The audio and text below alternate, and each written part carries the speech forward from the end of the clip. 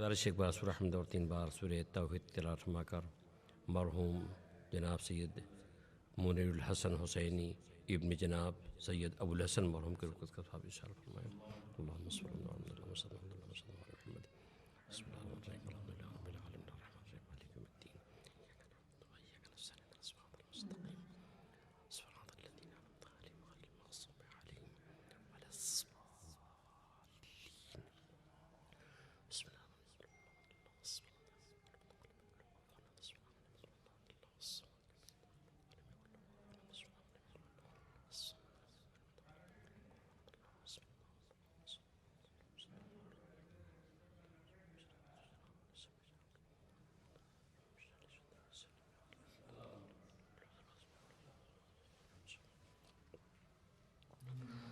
اعوذ باللہ السمیع العلیم من الشیطان اللعین الرجیم، حسبنا اللہ ونعم الوکیل ونعم المولا ونعم النصیر۔ بسم اللہ الرحمن الرحیم، الحمد للہ الذی ہدانا لہذا وما كنا لنهتدي لولا ان هدانا الله، لقد جاءت رسل ربنا بالحق والصلاة والسلام على سيدنا ونبينا وشفيع ذنوبنا وطبيب نفوسنا وحبيب قلوبنا أبي القاسم محمد وآله الطيبين الطاهرين المعصومين، ولعنة الله على أعدائهم أجمعين من يومنا هذا إلى قيام يوم الدين. أما بعد، فقد قال الله تبارك وتعالى في كتابه الكريم: بسم الله الرحمن الرحيم، قل ربي ارحمهما كما ربياني صغيرا۔ صلوات اللہ۔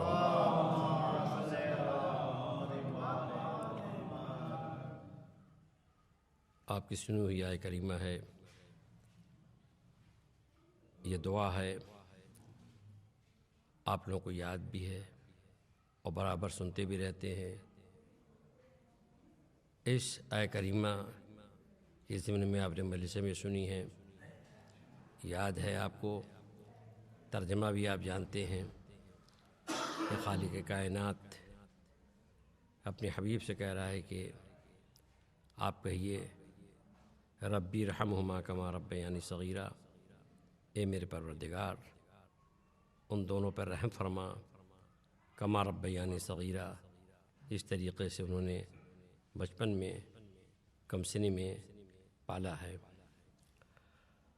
یہ دعا بظاہر خطاب پیغمبر اسلام سے ہے، لیکن قیامت تک پیدا ہونے والے سبھی اس حکم میں شامل ہیں کہ وہ اپنے ماں باپ کے لیے یہ دعا کریں ربی رحمہما کما ربیانی صغیرا، یہ میرے پروردگار ان دونوں پر رحم فرما کما ربیانی صغیرا، جیسے انہیں بچپنے میں پالا ہے۔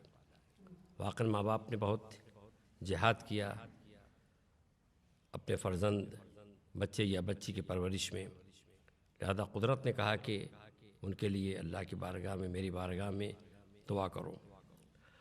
ظاہر ہے کہ یہ دعا کرنے کے ساتھ ساتھ ہم کو اس کریم کے کرم کو بھی دیکھنا ہے، اس کے فضل کو بھی دیکھنا ہے، اس کے احسان کو بھی دیکھنا ہے کہ اس نے ہمارے ساتھ کیا کرم کیا ہے۔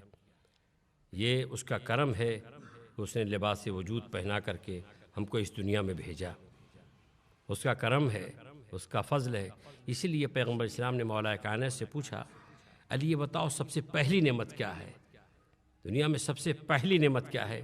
تو آپ نے فرمایا کہ خلقنی ولم اکن شیئا مذکورا، اس نے ہم کو پیدا کیا، ہم قابل ذکر نہ تھے۔ تو پہلی نعمت نعمت وجود ہے، تو مشیت نے وجود جیسی نعمت ہم کو عطا کی۔ اور اگر آپ مخلوقات عالم پر نگاہ ڈالیں تو جتنا اہتمام اس انسان کے لیے ہے، اسی مخلوق کے لیے وہ اہتمام نہیں ہے جو مشیت نے خصوصی انتظام و اہتمام انسان کے لیے کیا۔ اب آپ دیکھیے ادوار خلقت پر ذرا نگاہ ڈالیے کہ کن ادوار کن دور سے ہوتا ہوا انسان اس دنیا میں آیا ہے، مشیت نے کتنا اہتمام کیا۔ اس خالق نے انسان کے جوہر حیات کو صلب پدر میں چھپا کے رکھا، باپ کے صلب میں چھپا کے رکھا، اور اس جوہر حیات کے لیے ماں کے رحم کو صدف بنایا، اور وہاں پہ مشیت نے تنگ و تاریک جگہ پہ مشیت نے قلم قدرت سے وہ نقاشی کی ہے کہ عقل انسانی حیران ہے۔ اب آپ دیکھیے یہ جو قلم قدرت سے مشیت نے وہاں نقاشی کی ہے، وہاں نقوش ابھارے ہیں، یہ بہت ہی حیرت میں ڈالنے والی، انسان کے عقل حیران ہے کہ دیکھیے یہ نقوش ابھارنا آسان نہیں ہے۔ اگر دنیا کے مصورین کو بلایا جائے، جتنے نقاش ہیں، جتنے آرٹسٹ ہیں، سب کو بلایا جائے، اب منہ مانگی ان کو رقم دی جائے اور ان سے کہا جائے کہ بھئی ایسا ہے کوئی تصویر بناؤ، تو وہ تصویر بنائیں گے، وہ خط کھینچیں گے، لیکن ان چیزوں پہ جس پر وہ لکیر باقی رہے، وہ نقش باقی رہے، مثلا وہ لوہے کی چادروں پر کھینچیں گے، وہ لکڑی پہ، دروازے پہ یا چادر پہ یا ایسی چیز پہ جس پہ نقش باقی رہے، لکیر باقی رہے۔ لیکن اگر آپ ان سے کہیے کہ بھائی ذرا پانی پہ کوئی لکیر کھینچ کے دکھا دو، تو وہاں وہ عاجز ہو جائیں گے کہ وہ پانی پر لکیر نہیں کھینچ سکتے۔ اگر کوشش بھی کریں گے تو ایک طرف سے بنے گی، دوسرے مٹتی جائے گی۔ تو جہاں سے انسان کی عاجزی شروع ہوتی ہے، خالق کے قدرت کی ابتدا ہوتی ہے۔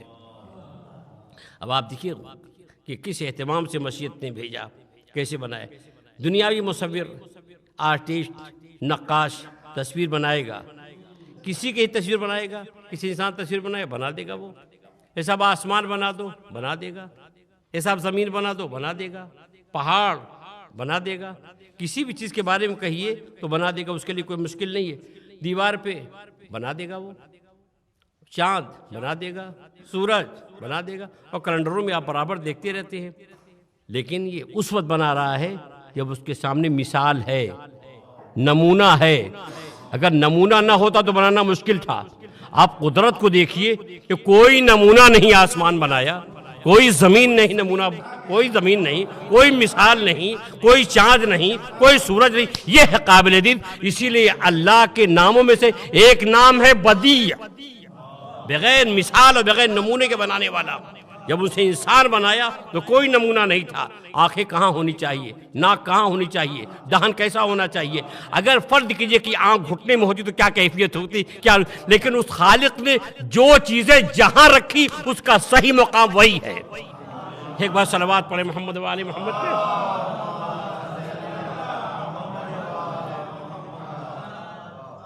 جو چیزیں بنائی، جتنی چیزیں بنائی، جو چیزیں جہاں رکھی ہیں، اور اس کی وہ صحیح جگہ ہے، وہ صحیح مقام ہے، اور یہی حسن ہے، اور یہی وجہ ہے۔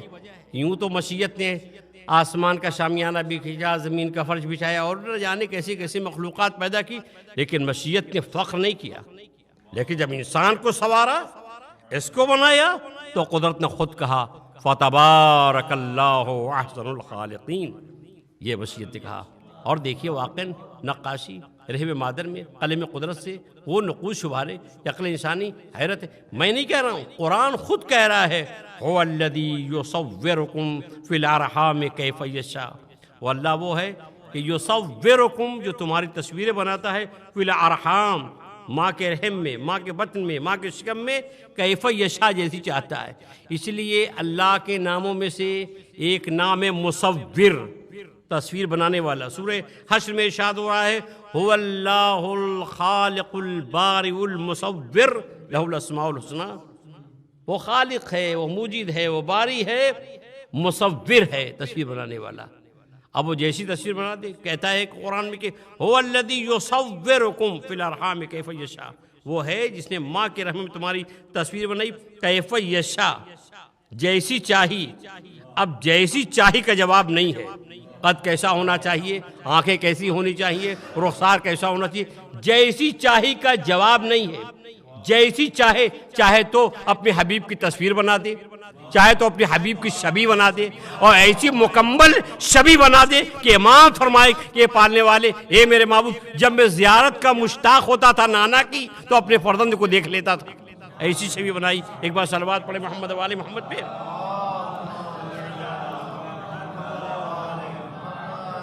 اب عزیزان گرامی آپ دیکھیے کس اہتمام سے مسجد میں بھیجا، اور ایک مخصوص وقت پہ اپنی قدرت کا شاہکار بنا کر کے ماں کے رحم کی دنیا سے اس دنیا میں بھیجا تو بچہ روتا ہوا آیا۔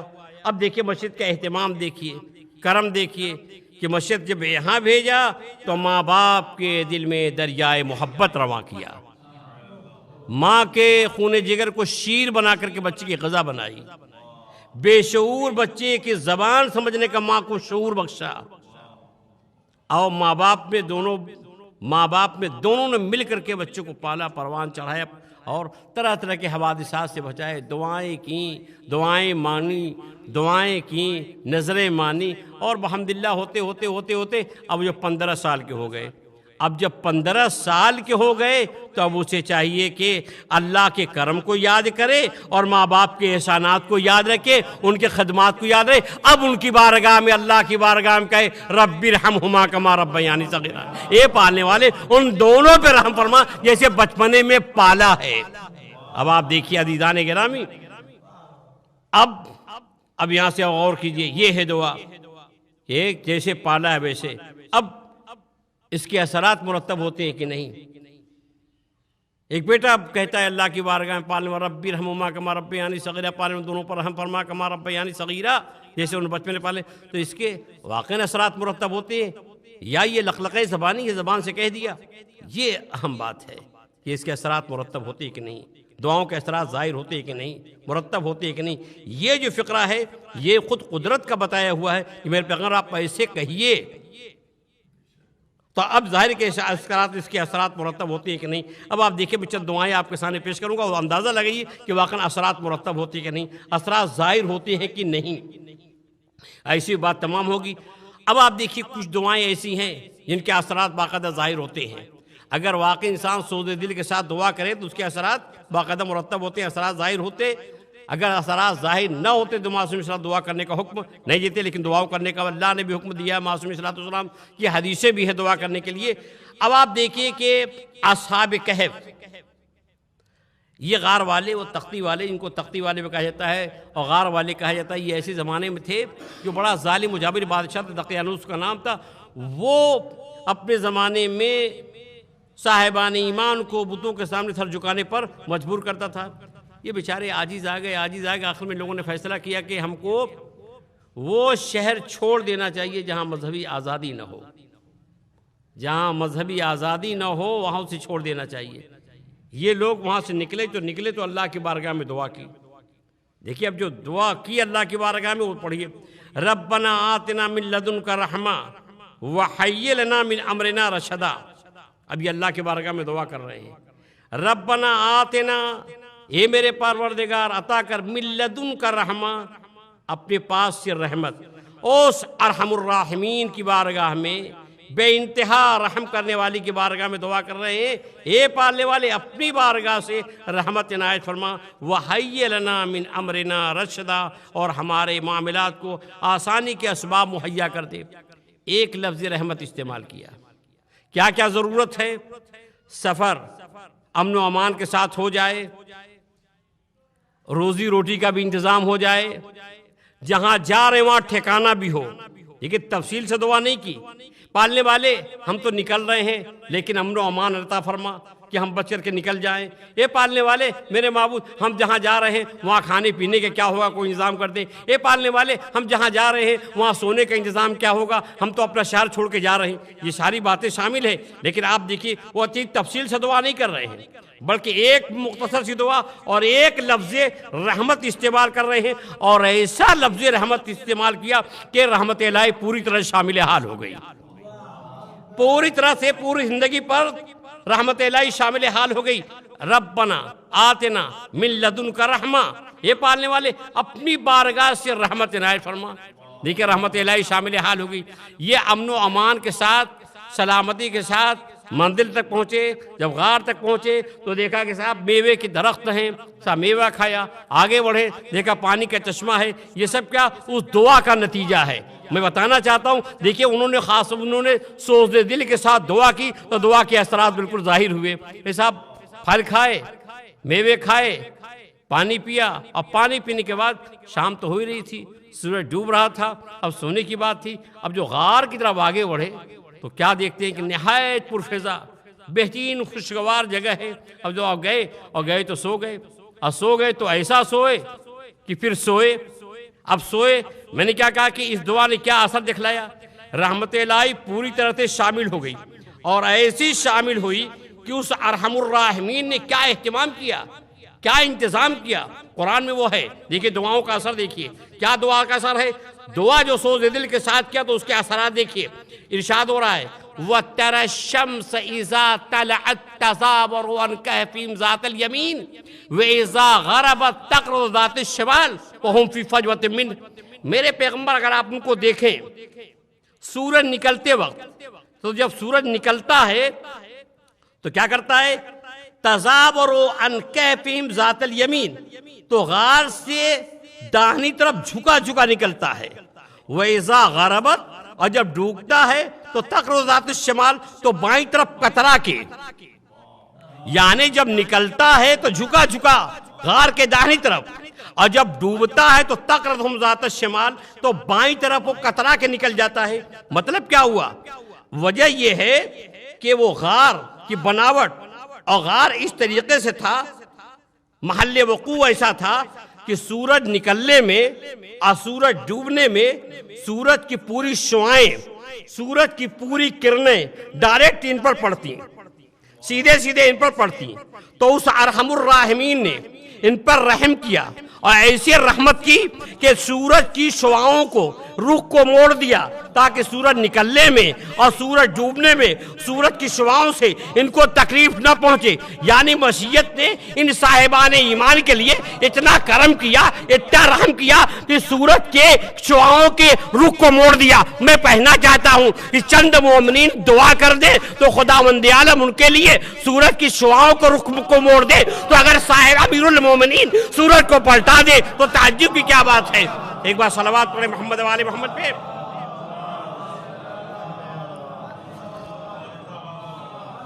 دیکھیے ایک دعا کی، ربنا آتنا من لدنک رحمہ، پالنے والے میرے معبود اپنی بارگاہ سے رحمت عنایت فرما، اور رحمت الہی شامل حال ہو گئی، اور اتنی رحمت الہی شامل، سفر آسانی سے طے کیا، کھانے کا بھی نظام ہوا، سونے کا بھی نظام ہوا، اور ایسا انتظام کہ مشیت کو یہ گوارا نہ ہوا کہ سورج کی شعاؤں سے بھی ان کو تکلیف پہنچے، لہذا اس سے محفوظ رہے۔ یہ مکمل رحمت الہی شامل حال ہو گئی۔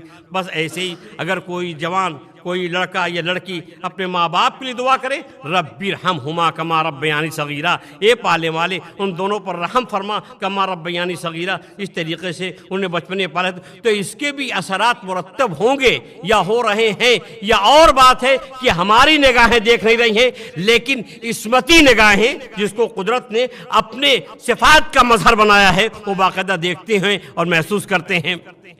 اب یہ جناب عالی اسے بات تمام کروں گا۔ دیکھیے اب یہ غار میں سوئے، اور جب غار میں سوئے تو ایسا سوئے پھر نہ اٹھے، اور صاحب بادشاہ کو خبر ہوئی، تلاش کیا اس نے، اور یہ کوئی معمولی آدمی نہیں تھے، ابھی معمولی آدمی سے کون تلاش کرتا، یہ اراکین سلطنت میں سے، اس لیے بادشاہ کو فکر ہوئی ان کو تلاش کرنا چاہیے، اس کو ڈھونڈنا چاہیے، لوگ کہاں گئے، یہ سب تلاش کرتے کرتے وہاں تک پہنچے۔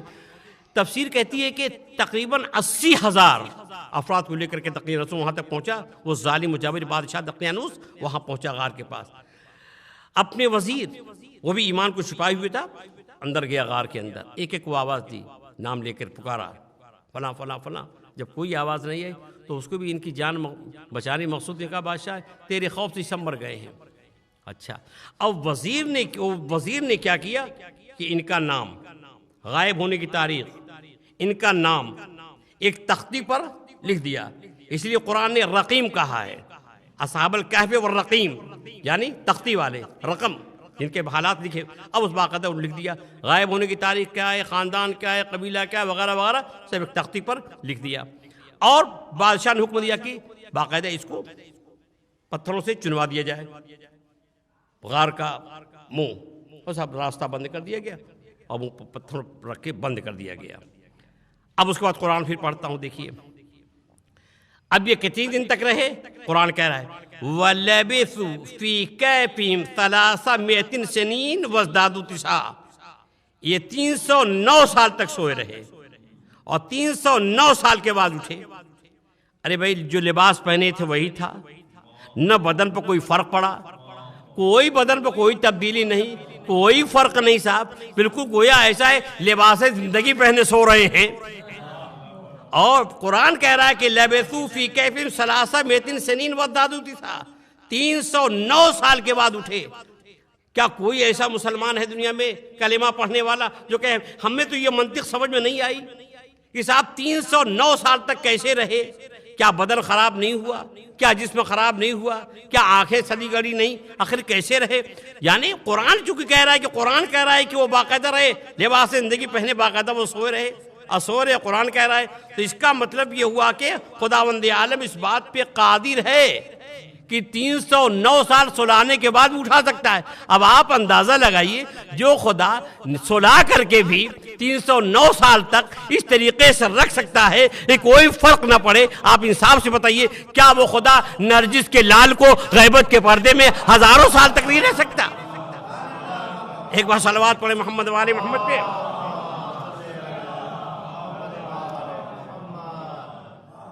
یہ 309 سال کے بعد یہ اٹھے۔ اب جب اٹھے تو راستہ بند، اب جب راستہ بند تو اب نکلے کیسے؟ ایسا تو نہیں کوئی فرشتہ آیا ہو اور اسے راستہ بنایا ہو، نہیں، انہوں نے خود غور کیا، فکر کیا ہمیں کیا کرنا چاہیے۔ اس کا مطلب یہ ہمیں بھی غور و فکر کرنا چاہیے، دماغ کو کام میں لینا چاہیے۔ وہ دماغ کو کام میں لائے کہ اب کچھ نہیں، اب اگر کوئی چیز ہے جو راستہ بنا سکتی ہے تو وہ دعا ہے۔ اس کا مطلب یہ وہ دعاؤں میں اتنی طاقت ہے کہ وہ راستہ بنا سکتی ہے جہاں راستہ نہ ہو، وہ دعاؤں میں اتنی طاقت ہے۔ اب آپ دیکھیے انہوں نے دعائیں کی، 3 آدمیوں نے اپنے اپنے عمل خالص کا واسطہ دے کے دعا کی، اور دعا کے اثرات مرتب ہوئے، دعا کے اثرات ظاہر ہوئے۔ اب وہ دعائیں کیا کی، کیسے کی؟ اور جو دعائیں کی مفسرین نے لکھا کہ انہوں نے دعائیں کی اپنے اپنے عمل خالص کا واسطہ دے کے۔ دیکھیے عمل کرنا تو آسان ہے، خالص عمل جہاد ہے، خالص عمل یہ جہاد ہے، جو عمل ہو اللہ کے لیے، خالص عمل، کوئی دکھاوا نہیں، کوئی ریا نہیں، صرف اور صرف اللہ کی خوشنودی کے لیے۔ یہ بہت مشکل ہے، اس لیے کہ اخلاص سے عمل کا پیدا کرنا یہ جہاد ہے۔ عمل کرنا آسان، لیکن اخلاص پیدا کرنا یہ بہت مشکل امر ہے۔ ہر وقت طرح طرح کے خیالات، مجلس ہو واہ واہ ہو جائے، اور ہزاروں قسم کے خیالات آتے ہیں۔ اخلاص کے ساتھ پڑھنا شاعر ہے تو اب ظاہر کہ ہر آدمی کے خیالات ہیں، تو واقعی خالص اللہ کے لیے یہ بہت مشکل بات ہے۔ اور وہ اگر عمل خالص ہو اور مصیبتوں کے وقت اگر اس عمل خالص کا واسطہ دے کے دعا کی جائے تو دعا مستجاب ہوتی ہے۔ اس لیے کہ عمل خالص کرنے میں تکلیف ہوتی ہے، نفس کو زیر کرنا پڑتا ہے، نفس کو قابو پانے کی ضرورت ہے، تب انسان واقعی ہوتا ہے۔ دیکھیے یہ بہت عمل ہے، یہی وجہ ہے کہ مولا کائنات دیکھیے عمل خالص کے لیے مولا امر کے سینے پر سوار ہے۔ اس نے گستاخی کی، آپ سینے سے اتارا ہے۔ لوگوں نے کہا یا رسول اللہ، دشمن کو قابو پانے کے بعد آپ اتارا ہے؟ تو علی سے پوچھو، تو علی مطالب نے بتایا۔ دیکھیے خالص عمل کے لیے کتنا جہاد کی ضرورت ہے۔ تو مولا نے فرمایا کہ اس نے گستاخی کی، جب گستاخی کی تو مجھے غیظ آیا۔ اگر غیظ کے عالم میں اس کا سر قلم کرتا تو یہ انتقامی جذبہ ہوتا۔ میں اس جذبے کو ختم کرنے کے لیے میں اتر آیا، تاکہ جب غیظ ختم ہو تب میں سر قلم کروں، تاکہ یہ جہاد ہمارا خالص اللہ کے لیے ہو۔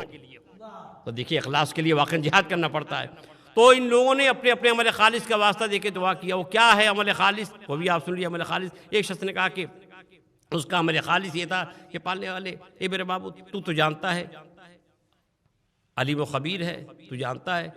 ایک بار مجھے ایک مزدور کی ضرورت پیش آئی، میں نے اس مزدور کو کسی کام کے لیے لیا، اور جب اس کو مزدوری دینے لگا تو ناراض ہو گیا کسی بات پہ، وہ چلا گیا۔ تو رقمزاج رہا ہوگا، وہ چلا گیا۔ مگر کمال یہ ہے کہ اسے یہ کہتا ہے کہ میں نے اس کے مزدوری کے پیسے کو اپنی ذات پر خرچ نہیں کیا، میں نے ایک جانور لے لیا، آج جانور لینے کے بعد اس کو میں نے گلے میں ڈال دیا اور اس کی وہ نسل ایسے بڑھتی رہی، نسل بڑھتی رہی، نسل بڑھتی رہی۔ جب بہت مفلوق الحال ہوا، بہت پریشان حال وہ ہوا تو اسے مزدوری یاد آئی۔ برسوں بعد جب مزدوری یاد آئی تو میرے پاس آیا کہ بھئی آپ کے ذمہ میری مزدوری ہے، آپ کچھ یاد ہے؟ کہاں؟ ہاں یاد ہے، آؤ میرے ساتھ چلو۔ یاد آ گیا، آؤ میرے ساتھ چلو۔ وہ ساتھ لیا اور لے کے چلا جنگل میں، کہا بھیا یہ تمہاری سب مزدوری ہے۔ وہ ہکا بکا ہو گیا، ارے مجھ سے کیسا مذاق کر رہے ہو؟ کہا مذاق کی بات نہیں ہے، جب تم نے مزدوری کا پیسہ نہیں لیا تو میں نے اس پیسے کو اپنی ذات پہ خرچ کرنا حرام سمجھا اور میں نے ایک جانور لے کے اس میں ڈال دیا۔ اب وہ کہتا کہ پالنے والے میرے معبود، یہ اگر میرا یہ عمل خالص تیری خوشنودی کے لیے ہے تو پالنے والے ہم جس مصیبت میں ہیں اس سے نجات دے دے۔ ایسا پتھر تھوڑا سا ہٹ گیا، دوسرا آگے بڑھا، کہا پالنے والے گناہوں کے سارے مقدمات فراہم تھے لیکن تیرے خوف سے میں نے اپنے گناہ کو بچایا، گناہ سے بچایا۔ اے پالنے والے یہ اگر میرا عمل خالص تیرے خوف سے تیری خوشنودی کے لیے تھا تو پالنے والے ہم جس مصیبت میں نجات دے دیں۔ ایسا پتھر ہٹ گیا۔ تیسرا شخص آگے بڑھا، ٹھیک ہے، عمل خالص، کہا میرے ماں باپ ضعیف تھے، رات کا وقت تھا، کافی رات ہو چکی تھی، میں دیر سے آیا اور شیر لے کے گیا، دودھ لے کے گیا ان کے لیے، دیکھا وہ سو رہے ہیں، میں نے ان کو جگایا نہیں اور دیر تک کھڑا رہا، یہاں تک کہ میں نے جانوروں کا خیال بھی نہیں کیا، دیر تک کھڑا رہا، صبح ہو گئی۔ پالنے والے اگر یہ عمل خالص تیرے لیے تھا تو پالنے والے ہم جس مشکل میں نجات دے دیں۔ ایسا پورا راستہ بن گیا۔ اس کا مطلب دعاؤں میں اثر ہے، دعاؤں کے اثرات مرتب ہوتے ہیں۔ انہوں نے اپنے اپنے عمل خالص کا واسطہ دے کے دعا کیا تو راستہ بن گیا، پتھر ہٹ گئے۔ یعنی دعاؤں میں اتنی صلاحیت و تاثیر ہے کہ اگر پتھر ہو تو پتھر ہٹ جائے، راستہ بن جائے۔ اور جناب ایسے ہی نہیں، دعاؤں میں تو بڑا اثر ہے، اثرات مرتب ہوتے ہیں دعاؤں کے۔ اور صاحب جناب یوسف کنویں میں ہیں، دیکھیے جناب یوسف کنویں میں ہیں، اچھا کنویں میں ہے تو جبریل علیہ صاحب کہ وہ نکلنا چاہتے ہو، کہاں نکلنا چاہتے ہوں؟ ارے بھائی آپ جب وہاں فدرہ سے آ گئے کنویں تک تو تھوڑا سہارا دے کے نکال دیجئے۔ بھائی جب وہاں سے آ گئے یہاں تک تو نکالنے میں کیا؟ کہا نہیں، کہا نکلنا چاہتے ہو؟ کہاں نکلنا چاہتا ہوں؟ کہا دعا کرو۔ یعنی وہاں سے یہاں تک آ گئے، تھوڑا سہارا دیتے جبریل نکل آتے، کہا نہیں مگر دعا کیجئے۔ ایسا دعا کیا۔ اب ذرا دیکھیے دعا، جب دعا کیا تو دعا کا اثر دیکھیے۔ جب دعا کیا تو کوئی قافلہ جا رہا تھا مدین سے مصر یا مصر سے مدین جا تھا، وہ راستہ بھولا، راستہ بھولا تو پگڈنڈی لے لی، دیہاتی راستہ وہ لے لیا، اور صاحب جب راستہ چلنے لگے تو پیاس کا احساس ہوا۔ اب پیاس کی چاہ نے چاہ تک پہنچا دیا، کنویں تک پہنچا دیا۔ اب یہ پہنچے، یعنی اس کا مطلب یہ ہوا کہ راستہ بھولے نہیں تھے، یہ بھلائے گئے تھے تاکہ وہ یہاں تک آ جائیں۔ اس کا مطلب یہ ہوا دعائیں اس طرح سے اثر انداز ہوتی ہیں، اس طرح سے راستہ پیدا کرتی ہیں۔ ایک بار صلوات پڑھے محمد وآل محمد پہ۔ تو میں نے کہا دعاؤں میں اتنا اثر ہے۔ اچھا صاحب پتھر ہٹ گئے دعاؤں سے، اب اس پر آپ یقین کیجئے، یہ دعا کرنے کا سلیقہ، دعا کرنے کا طریقہ ہے کہ اگر دعائیں ہم واقعا کریں دعا تو اس کے اثرات مرتب ہوتے ہیں۔ اب آئیے صاحب اور دیکھیے دعا، دیکھیے بنے گا پھر کہا کہ دعا میں اتنا اثر ہے کہ در نہ ہو تو دیوار میں در بن جائے، یہ ہے دعاؤں میں اثر۔ اب آپ دیکھیے مولائے کائنات کی والدہ، مولائے کائنات کی والدہ آگے خانہ کعبہ کے پاس، اور جو خانہ کعبہ کے پاس آئی ہیں تو فوراً دعا یہ تھوڑی کر دیے کہ والے والے میں مشکل آسان کر دے، نہیں، دعا کرنے کا التزام ہوتا ہے، ایک مقدمہ ہوتا ہے، ایک ترتیب ہوتی ہے۔ ایسے نہیں دعا کر لیا، نہیں، ایک دعا کرنے کا اصول ہے، ایک ضابطہ ہے، ایک طریقہ ہے، ایک مقدمہ ہے، ایسے نہیں دعا ہوتی۔ اب آپ کے سامنے عرض کروں، بالکل سامنے کی بات ہے، ارے بھائی نماز جنازہ پڑھتے ہیں، روح نماز جنازہ کیا ہے؟ روح نماز جنازہ کیا ہے؟ مرنے والے کے لیے دعا، اس کے علاوہ کیا ہے؟ ایک مرنے والے کے لیے دعا کرنے کے لیے ایک التزام ہے۔ آپ ڈائریکٹ نہیں کہتے پہلے اللہ کے وحدانیت کی گواہی دیجئے، رسول کے رسالت کی گواہی دیجئے، خاص آل خدا جنہیں ہم نے راستہ دکھایا ہے ان پر صلوات بھیجئے، اس کے بعد مومنین کے دعا کیجئے، یعنی یہ تل لوازمات کے ساتھ مرنے والے کے لیے دعا، یعنی آخری تک دعا میں مرنے والے کے لیے مخصوص دعا کرنے کے لیے ایک التزام۔ اس کا مطلب یہ ہوا ارے بھائی کہہ دیجئے مرنے والے کی یہی تو کرنا ہے، اے پالنے والے مرنے والے سے اچھے عقیدے کا کچھ نہیں جانتا، یہی ہے اللہم انا لا نعلم منہ الا خیرا، پالنے والے اس مرنے والے سے میں خیر جانتا ہوں. یہ خیر سے مراد نماز نہیں ہے، خیر سے مراد روزہ نہیں ہے، خیر سے مراد یا مرب اس کا ترجمہ ہے پالنے والے اس مرنے والے سے میں اچھے عقیدے کے علاوہ نہیں جانتا، اچھا عقیدہ جانتا ہوں. خیر میں پورے اصول دین کو سمیٹ کے ترجمہ کیا جائے گا تو اس کا ترجمہ یہ ہوگا کہ میں اچھا عقیدہ جانتا ہوں مرنے والے سے، اور باقی اللہ تو مجھ سے بہتر جانتا ہے. یعنی اتنی بات کہنے کے لیے ایک مقدمہ ہے، ایک ترتیب ہے، ایک اصول ہے جو معصومین نے بتایا ہے کہ دعا کرنے کا سلیقہ کیا ہے، دعا کرنے کا طریقہ کیا ہے. جناب فاطمہ بنت اسد آ گئی قریب کعبہ تو فوراً دعا یہ تھوڑی کر دی کہ پالنے والے میرے مشکل کو آسان کر دے، نہیں، بلکہ دعا ہے، طریقہ ہے. کہتے یا رب انی مومنۃ بیکا، یہ پالنے والے میں تجھ پر ایمان لائی، وہ بے کتاب کا انزلتا، اور اس کتاب پہ ایمان لائی اس پر جو نازل ہوئی، اور میں اس پر ایمان لائی کیا بے رسول ارسلتا، ہر اس رسول پر جس کو تو نے بھیجا. لوازمات دیکھیں، میں ایمان لائی تجھ پہ، اور کس پر ایمان لائی؟ بے کلام، ایک تیرے کلام پہ ایمان لائی، اور کتاب پہ، بے کتاب جو کتاب تو نے بھیجی ہے اس پر ایمان لائی، اور بے رسول ارسلتا، اور جو رسول تو نے بھیجا اس پر ایمان لائی. اب اس کے بعد کہتے ہیں وہ مصدقۃ، اب میں تصدیق کرتی ہوں بے کلامک، تیرے کلام کی، وہ بے کلام جد ابراہیم الخلیل، اور اپنے جد ابراہیم خلیل کی تصدیق کرتی ہوں. قد بنا بیت العتیق، جنہوں نے خانہ کعبہ کو بنایا. تو اب آپ اس میں دیکھیے دعا کا سلیقہ، دعا کا طریقہ. میں کہہ رہا ہوں کہ جناب فاطمہ بنت اسد ہمیں دعا کرنے کا سلیقہ بتا رہی ہیں، دعا کرنے کا طریقہ بتا رہی ہیں، دعا کیسے کی جائے. پہلے ایمان کا اقرار، اس کے بعد تصدیق. میں تصدیق کرتی ہوں کس کے؟ تیرے کلام کی، اللہ تیرے کلام کی تصدیق کرتی ہوں، اور جناب ابراہیم کے کلام کی تصدیق کرتی ہوں. اور اس کے بعد جب یہ کہہ چکی، عقیدے کا اظہار کر چکا، تصدیق کر چکی، تو اب کہتی ہیں اللہم انی اسألک، اب میں سوال کرتی ہوں، اب میں دعا کرتی ہوں. یعنی اس کا مطلب یہ دعا کرنے سے پہلے عقیدہ، دعا کرنے سے پہلے تصدیق، اور اس کے بعد کہتی انی اسألک، میں دعا کا سوال کرتی ہوں. کیسے سوال کرتا ہوں؟ انسان دعا کا سلیقہ اب مولا کائنات امیر المومنین کی ماں سے سیکھے کہ دعا کرنے کا سلیقہ کیا ہے. اللہم انی اسألک، میں سوال کرتا ہوں. کیسے سوال کرتی ہوں؟ ایسے سوال کرتا ہوں بحق انبیائک المرسلین و ملائکۃ المقربین و بحق الجنین الذی فی احشایا. پالنے والے میں تجھ سے دعا کرتی ہوں، دعا مانگ رہی ہوں تیرے ان انبیاء کا واسطہ دے کے جو تو نے بھیجا ہے، ان ملائکہ کا واسطہ دے کے جو تیرے مقرب ہیں، اور اس جنین کا، اس بچے کا جو میرے رحم میں ہے، میرے مشکل کو آسان کر دے. بس یہ کہنا تھا، دیوار میں در بن گیا. اس کا مطلب یہ ہوا کہ دعاؤں میں اتنا اثر ہے کہ اگر در نہ ہو تو در بن جائے. ایک بار صلوات پڑھے محمد و آل محمد پہ.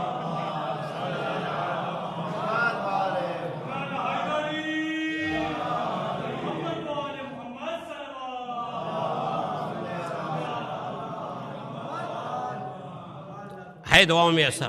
تو اسی طریقے سے جب بیٹا باپ کے لیے دعا کرتا ہے رب ارحمہما کما ربیانی صغیرہ، یہ پالنے والے ان دونوں پر رحم فرما، تو اس کے بھی اثرات باقاعدہ مرتب ہوتے. اور اگر مرتب نہ ہوتے تو معصوم صلی اللہ علیہ وسلم نماز جنازہ میں دعا کا حکم کیوں دیتے، یا ویسے مولا کائنات پیغمبر اسلام دعا کرنے کا حکم کیوں دیتے. لیکن اس سلسلے میں حدیثیں ہیں. اب ظاہر سی بات ہے کہ الگ الگ حدیثیں ہیں. اس سلسلے مولا کائنات کی بھی حدیث ہے، رسول اسلام کی بھی حدیث ہے.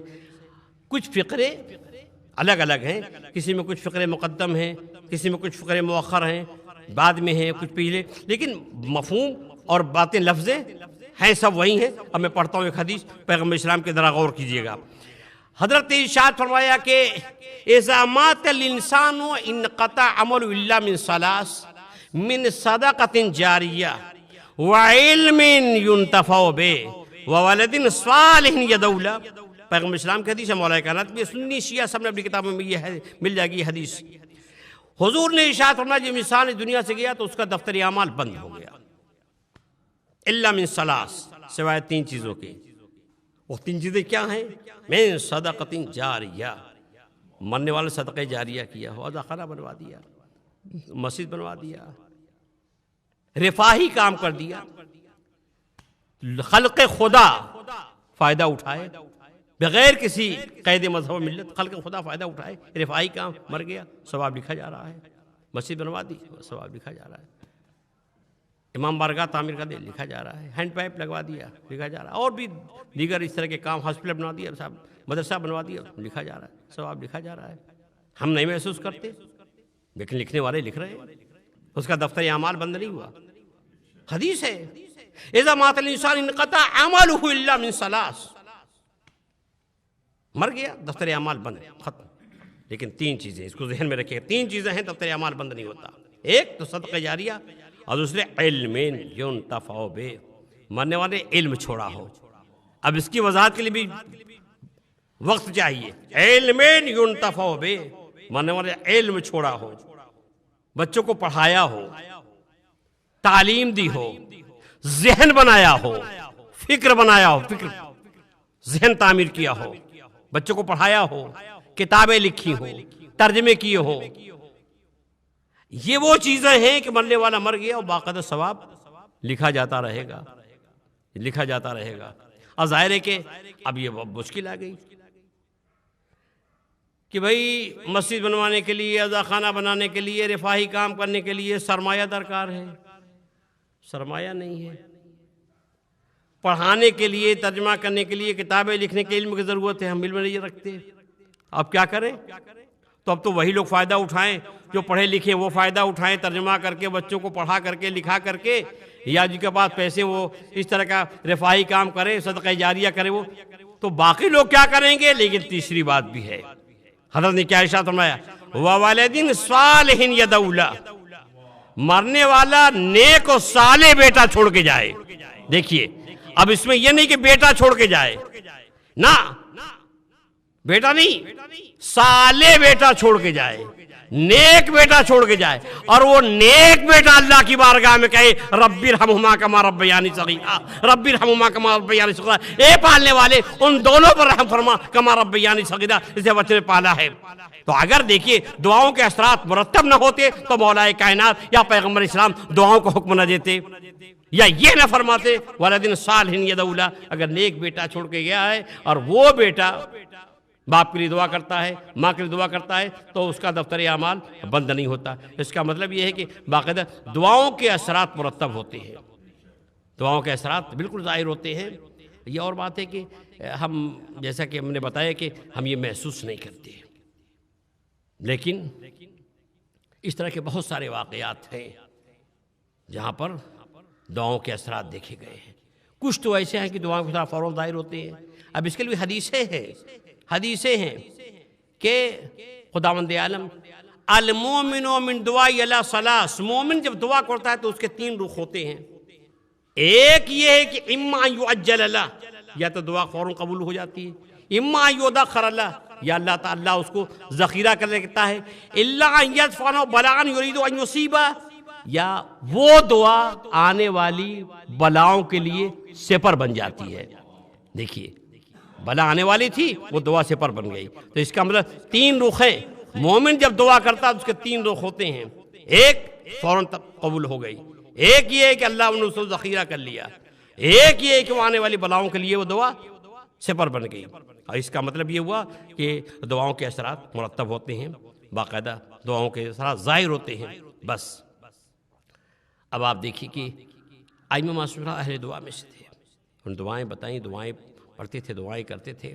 اور قرآن میں بہت ساری دعائیں ہیں اور دعاؤں کے اثرات تو باقاعدہ ظاہر ہیں. اور اگر آپ غور کریں اور دیکھیں تو کربلا میں بھی دعائیں کی گئی ہیں، کربلا میں دعائیں کی گئی ہیں اور ان کے اثرات باقاعدہ ظاہر ہوئے. اب میں کربلا میں بہت سی دعائیں ہیں، میں کس کی دعا ذکر کروں؟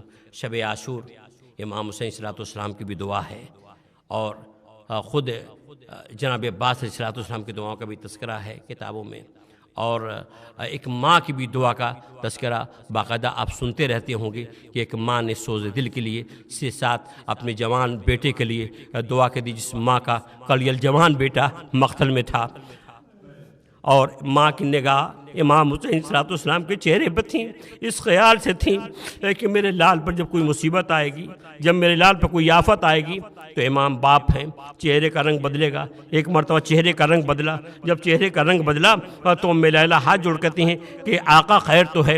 امام نے فرمایا کہ میرے لال کے مقابلے میں ایک پہلوان آ گیا ہے، وہ پہلوان سحر و سیراب ہے، وہ پہلوان سحر و سیراب ہے۔ میرا لال بھوکا اور پیاسا ہے، میں نہیں چاہتا کہ میرا بیٹا اس جوان کے ہاتھوں شہید کیا جائے۔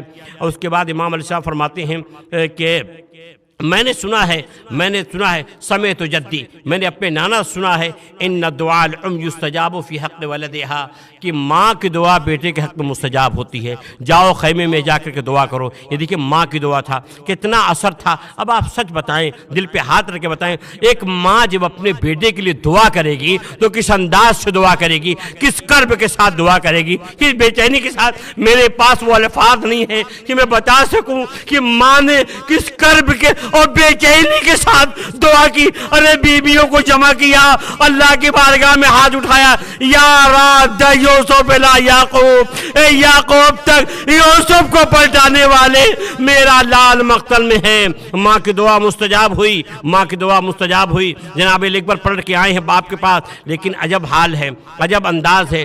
آئے ہیں تو یہ کہتے ہوئے آئے ہیں، یا ابت العطش قد قتلنی، ہائے بابا پیاس مجھے مارے ڈال رہی ہے۔ امام کیا کہتے؟ امام نے کہا ہاتھ لسانک، اے بیٹا اپنی زبان میرے منہ میں دو۔ اب جو زبان علی اکبر نے دی تو یہ کہہ کے نکالی، بابا آپ کے زبان میں کانٹے پڑ گئے ہیں۔ تو آپ نے دیکھا کہ دعاؤں کے اثرات مرتب ہوئے۔ بس ایک آخری دعا کر کے زحمت تمام کر دوں۔ یہ اب وہ کون سی دعا ہے؟ وہ امام حسین صلوات السلام کی دعا ہے۔ وہ کس کے لیے دعا ہے؟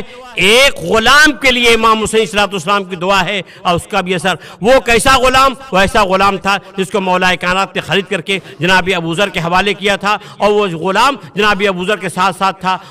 جب جناب ابوذر کی وفات ہو گئی تو وہ آ گیا پھر مولا کائنات کے ساتھ، مولا کائنات کے ساتھ رہا۔ مولا کائنات کی شہادت کے بعد امام حسن السلام کے ساتھ رہا، امام حسن کی شہادت کے بعد امام حسین صلوات السلام کے ساتھ رہا۔ اس کا نام ہے جون، اس کا نام ہے جون۔ وہ غلام آ گیا۔ یہ امام کربلا جانے لگے تو امام نے کہا کہ جاؤ، تم آرام کے لیے میرے ساتھ تھے، تو ہم تو آزمائشوں میں ہیں، ہم شہادت دینے کے لیے جا رہے ہیں، ہم قربانی پیش کرنے کے لیے جا رہے ہیں، تم چلے جاؤ۔ کہا مولا یہ نہیں ہو سکتا کہ میں آپ کا ساتھ چھوڑ کے چلا جاؤں۔ مولا جب آرام کا زمانہ تھا تو آپ کے ساتھ رہا، اے مولا کیا اب میں آپ کا ساتھ چھوڑ کے چلا جاؤں؟ یہ نہیں ہو سکتا کہ میں آپ کا ساتھ چھوڑ کے چلا جاؤں۔ تو جناب جون آگے امام حسین صلوات السلام کربلا کے میدان میں، جب بازار شہادت گرم ہوا اور جناب جون نے اجازت چاہی تو امام علیہ السلام نے کہا نہیں، تم کو اجازت نہیں ہے، تم کو اجازت نہیں ہے۔ غور کیجئے، امام نے جناب جون کو پہلی فرصت میں اجازت نہیں دی۔ کیوں اجازت نہیں دی؟ شاید فلسفہ یہ رہا ہو، حکمت یہ رہی ہو کہ اگر فوراً اجازت دے دے تو آنے والا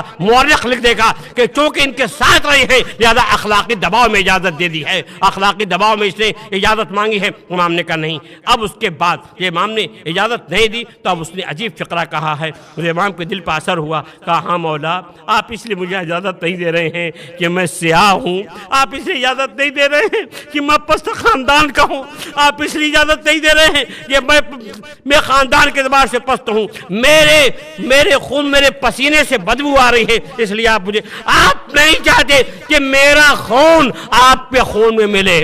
زہرا کے لال پہ یہ بات اثر کر گئی، امام نے اس کو اجازت دی۔ جب اجازت دی جون مقتل میں آئے اور جب گھوڑے سے زخمی ہو کے گرے ہیں، آخری وقت آیا ہے اور امام حسین صلوات السلام لاش سے پہنچے ہیں تو زہرا کے لال نے دعائیں کی ہیں۔ کیوں دعائیں کی ہیں؟ دیکھیں، ایک جناب جون نے کہا تھا کہ مولا میرا چہرہ سیاہ ہے، میں سیاہ فام ہوں۔ زہرا کے لال نے کیا سوز دل سے دعا کی، اللہم بیض وجہ، پالنے والے اس کے چہرے کو نورانی بنا دے۔ اس نے دوسری بات کہی تھی مولا میرے بدن سے بدبو آ رہی ہے، امام نے دعا دی طیب ریحا، اللہ اس کے بوئے بدن کو خوشبودار کر دے۔ تیسری بات کہی تھی میں پست خاندان کا ہوں، امام نے تیسری دعا دی تھی کہ اللہم اشرہم علی برار، اللہ نیکوکاروں کے ساتھ جو اٹھانا۔ اور چوتھی دعا بنیادی پالنے والے، ہماری معرفت رکھنے والا قرار دینا، یہ امام کی دعا تھی اور امام کی دعا مستجاب ہوئی۔ اے ارباب اعضا، بنی اسد کا بیان ہے کہ جب ہم 11 محرم کا دن ہم گئے مقتل شہداء میں گئے ہیں اور ایک ایک کی لاش کو دیکھا ہے، تو ہم نے دیکھا ایک شخص، ایک شہید ایسا ہے جس کے چہرے سے نور نکل رہا ہے۔ معلوم ہوا یہ جناب جون ہے اور امام حسین علیہ السلام کے یہ مخصوص دعا کا اثر تھا کہ زہرا کے لال نگاہ تھا، بیض وجہ، اللہ اس کے چہرے کو نورانی کر دے۔ تو عزیزان گرامی، دعاؤں کے اثرات مرتب ہوتے ہیں، اس طرح کے دعاؤں کے اثرات مرتب ہوتے ہیں۔ ایسے ہی جب بیٹا بھی باپ کو دعا کرتا ہے تو اس کے اثرات ظاہر ہوتے ہیں، یا اور بات ہے کہ ہم اسے محسوس نہیں کر پاتے۔ انا للہ و انا الیہ راجعون۔ گزارش ایک بار سورہ حمد و 3 بار سورہ تفت البا کر مرحوم جناب سید نور الحسن ابن جناب الحسن صاحب کی روکت کا ثواب اشار فرمائے۔ اللہم صل علی محمد۔ بسم اللہ الرحمن الرحیم، الحمد للہ رب العالمین، الرحمن الرحیم، مالک یوم الدین، ایاک نعبد و ایاک نستعین، اهدنا الصراط المستقیم، صراط الذین انعمت علیہم غیر المغضوب علیہم ولا الضالین۔ بسم اللہ الرحمن الرحیم، قل اللہ احد اللہ الصمد، بسم اللہ الرحمن الرحیم، قل اللہ احد اللہ الصمد، بسم اللہ الرحمن الرحیم، قل اللہ احد اللہ الصمد،